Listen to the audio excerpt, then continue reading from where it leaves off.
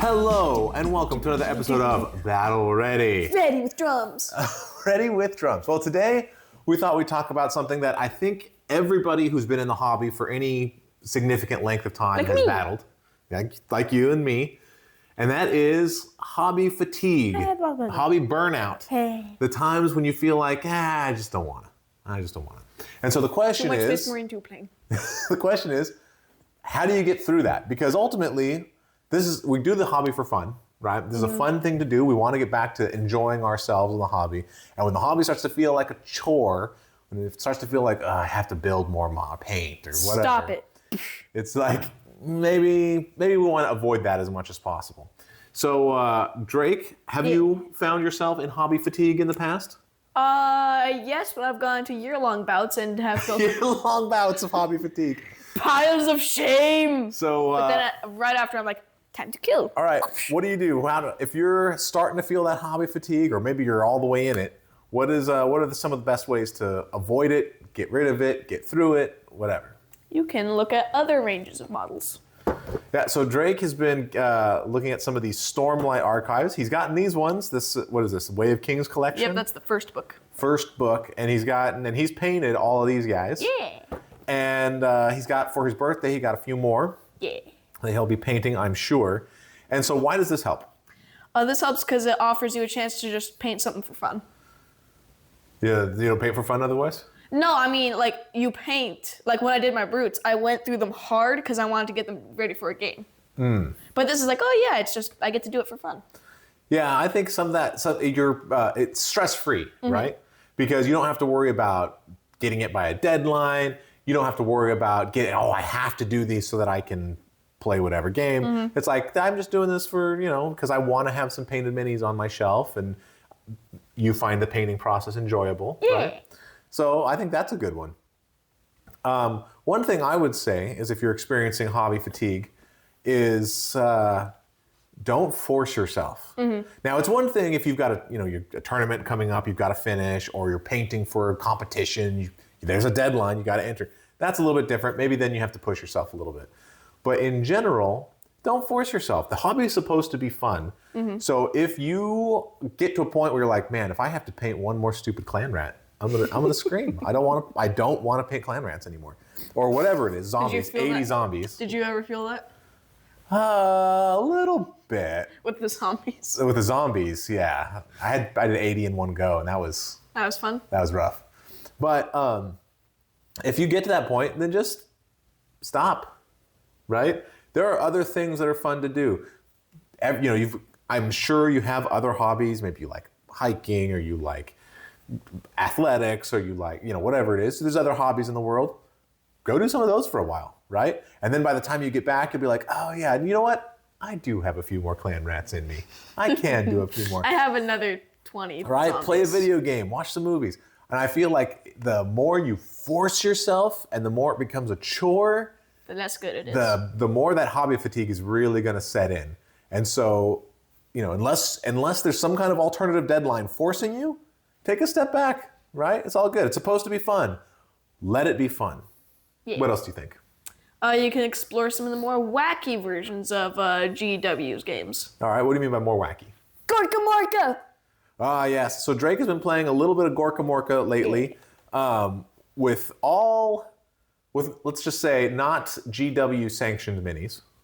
I mean, he's gotten, like, when they get some of the biggest cars, we've gotten like some Barbie dream cars and stuff in there. Yeah, fighting. But him and his youngest sister have both been playing Gorka Morka together. We do have the orc models, though. So yes, you have some orc models. You got some orc boys, right? Yep. And how does that help your hobby fatigue? It lets me explore, like, this is what Warhammer's supposed to be like. Well, I think there's... Or at least what it feels like to play Warhammer. I think there's something to that, right? Because even though Games Workshop is very diverse, right? There's lots of different armies, there's lots of different play styles. It's on some level, you're like, oh man, I have played so many games of Age of Sigmar. I'm just looking for something else, right? I don't want to do another game of Age of Sigmar. And so dipping into some of those side games, dipping into some other games like Malifaux or War Machine, or, I've heard of one of those. Malifaux? Yeah. Malifaux. Or, whatever it is. Give yourself a break. Learn that way you're still engaged, you're still surrounding the hobby, so you're not letting that flame burn out entirely, right? But you give yourself a little variety, a little something different. You're like, oh, there's something to this. Maybe it's not something you want to play every day. Well, Drake wants to play Gork and Mork every day, basically, at least right now. But it is something that can, keep you going, keep you entertained while you're waiting for that standard motivation to build back up, right? I would say another thing for avoiding hobby fatigue. This is something I like to do, and for a lot of people, this is easier said than done. But avoid a pile of shame. Avoid it. And the reason I say that is because, so what I like to do is I definitely get models, Christmas, birthday, I try to get my family to buy me as much models as possible. Yes. And then when stuff comes out, sometimes we grab it, right? We got some of the orc stuff, right? The Gits box is coming up. Gits. And we're gonna get that. And so when I get those, then I have a very small pile of shame. But I like to go through the whole thing, That's build only it all. shameful when you're not actively working on it. Maybe. But I build it all, then I paint it, and then by the time I'm done, usually I feel like, okay, I'll order my next thing. And then there's a little break there built in, right? Yeah. Because there's a time between when I finish my last endless spell. I was doing a bunch of endless spells recently. Yeah. And now when I start the orcs. And so it's great. During this time in between, I haven't been painting, I haven't been worrying about colors or any of that sort of stuff. Any of the hobby thing that's, for me, I don't really like painting. So any of the part of the hobby that's more work than fun. And I've just been able to get to the part that I enjoy, which is the playing, right? So I think that's pretty good because it gives me that initial, those breaks in between. And I never look at a pile of shame of boxes and boxes and boxes that I haven't painted and are still, on sprue or whatever, and think to myself, oh, I'm never going to get through it. It's so depressing. Never happens to me because I don't have a pile of shame. Now, if you do have a pile of shame, and many people do, there's nothing wrong with that. looks at me. Yeah, many people do, right? I only have a couple models. Yeah, a couple models left, which is good. I just finished You've worked the it brutes. down. You've worked it down. But if you do have a pile of shame, then there's nothing wrong with that, absolutely. But I think that it can be overwhelming when you look at it and say, oh man, when am I ever going to get the time to paint all these things? And so trying to limit your pile of shame, or even if you can just break it into categories so that you feel like, okay, I eliminated the pile of shame related to my Stormcast. So at least that part's done. Now I might still have a million other piles of shame for a bunch of different games, right? But at least that one's done. So if you can do that and sort of find the successes so it doesn't seem so big, I think that helps. What else do you think? You can watch like Warhammer Plus or play video games. Yeah, I think there is something to that. Like, oh yeah, this is a neat thing that I like. Yeah, especially when you're like, maybe you've been burned out for a little bit, getting back into the video games, because video games are super easy, right? You don't have to build them. You don't have to paint them. You just put them in. The computer does all the math for you, right? So you don't have to worry about forgetting your -1 to hits or your +1s to wounds or whatever. And then you get to play and you get to be in that world. And I think it also helps the creative juices going, right? I think that's also true for novels. Ooh, yes. Novels can do that. I just read a couple of 40K novels that were amazing. And I think you can do all kinds of stuff that keep you in that world and sort of reignite that spark, even if you're not actively painting. I think that's a good one, Drake. I think that's a good one. One other thing I would say about avoiding hobby fatigue or getting through hobby fatigue is, like a lot of things in life, if you're trying to lift, if you're trying to go on a diet or whatever, I feel like it's often a mistake to rely on motivation. I'm not motivated to do it today. I think for a lot of people, motivation is not particularly effective, and this is certainly true for me.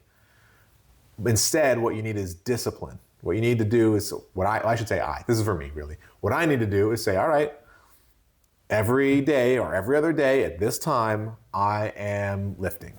I'm gonna enter my calories in my app every day for this, or whatever it is. Every day I do martial arts or whatever it is, right? And I just say, whether I'm feeling good about it or not, I just do it. That's on my calendar, I just do it. And I think that can be helpful.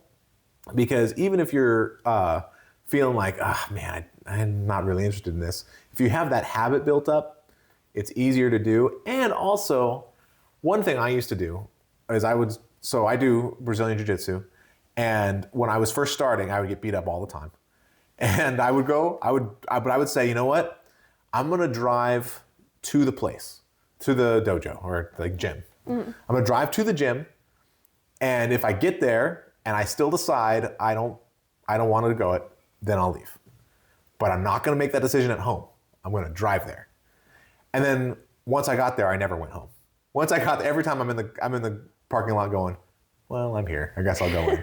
And I feel like it's the same way with painting. Sometimes you're like, oh man, I don't want to do it. But once you get all the stuff out, you're like, well, I can at least do these guys' boots. Then you do all the boots, and you're like, well, oh, but now I did the boots. I could at least do their pants. And maybe it's not the best painting in the world, and maybe you don't do a full session or whatever, but it's like, as long it's out, you've set the time aside, you're ready to go, and it's like, I can do something. I'm not going to waste this opportunity. Although that's a problem for me because my painting is on my desk. Why does that make it a problem? Because it's always out, and so it's not special. Well, see, that's so funny you say that, because I have a little painting set up. It's just a back bench by the computer where we have our computer.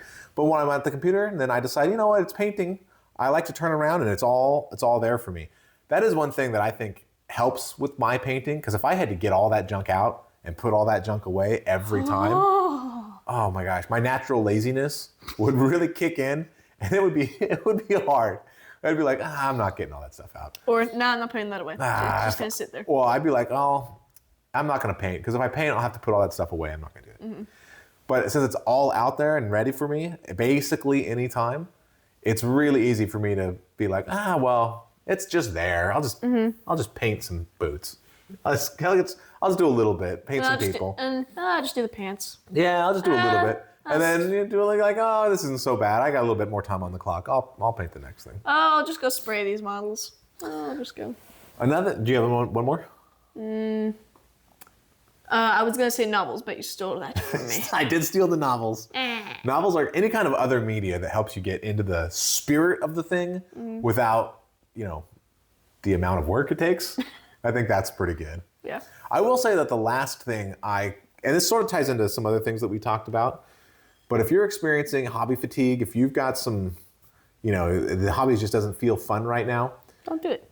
Well, and don't force yourself. I think the most important thing, well, I don't know most important, but one of the things that you can do that try to avoid is putting pressure on yourself. And that comes in a lot of ways, right? Sometimes you look at it and you think, well, if I'm going to paint this model, I need it to look the way that it looks in the magazines. It should be white dwarf ready. And if you put that amount of pressure on yourself, it's easy to be like, I'm not in the space. I'm not in the headspace to paint that good today. I'm going to put it off. Oh, I don't have the paints I need for that. I'm going to put it off. And so don't put that kind of pressure on yourself. Paint to a quality that you are happy with, which for me is sort of a tabletop battle ready standard. Woo! Where you just say, all right, this is going to look good on the table, and that's what I'm happy with. It doesn't need to look good on a magazine. It doesn't need to look good, from 2 inches away as I'm staring at it. It just needs to look, although usually it looks okay from that range because that's where I paint it. But it's like when it's on the table, it looks good, and that's the only standard I'm looking for.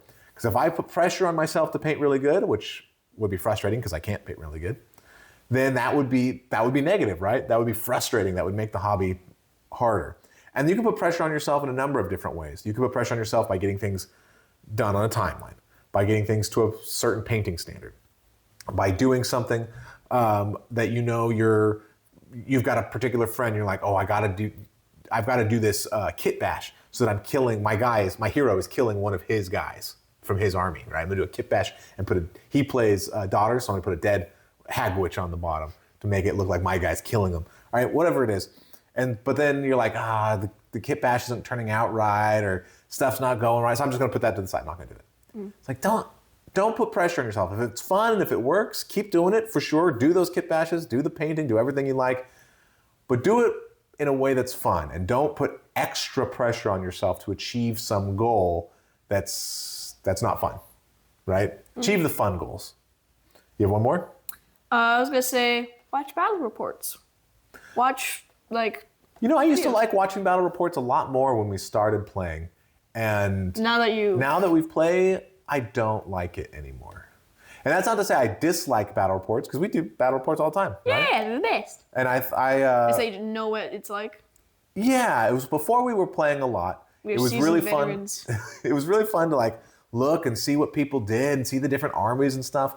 But now that I've played it, every time I watch a battle report, I feel like, well, I should be playing. Mm-hmm. I could play that. I want to play that. So I get more joy out of playing than I do out of watching other people play. That said, sometimes it's late at night. You don't have time to play. Battle reports, you can pause. It's harder to pause a real game of Age of Sigmar, where it's like, okay, I guess we'll just leave all these things on the table and hope nobody comes and messes them up or whatever. So, yeah, battle reports definitely have their place. I'm not as thrilled with them as I used to be, but I could see why that would still be fun. What makes it fun for you? Really, I don't watch traditional battle reports like you said because I've done them. Mm-hmm. But I've been watching Gorka Morka battle reports. Well, see, and that's something new, right? Yeah. So I think that's a big part of battle reports. Although it is sort of cool, I like to watch battle reports still when they're playing an army or they have a list that's very similar to what we have. Because you like to see what they do. Yeah, it's like, okay, how do you play this? What am I doing wrong? Just play this game and show me what I'm doing wrong. I do like that. But a lot of battle reports they'll either have an army we don't have, or they'll have some units list that we don't have, or they're like, well, I bought 47 Blight Kings. It's like, well, I don't have that many Blight Kings. So how can you even get 47? I couldn't possibly run that many. So but on the times when there's two armies that we have that where we have all or at least most of the models, I do still sort of like those battle reports. I do make time for those. All right. Any final thoughts? Think we got all the thingies. Yeah. Number one is just keep it fun. Yeah. Keep it fun. If at any point the hobby seems like a chore, stop it. It's time to, give yourself a break. Yeah. Right? And hopefully that helps. If you have other comments for people, all of us, I'm sure, who are watching this have been in hobby fatigues before. Put them in the comments below. Let us know your advice. What do you do? What have you seen help you or other people? This has been another episode of Battle Ready. Thanks so much for watching.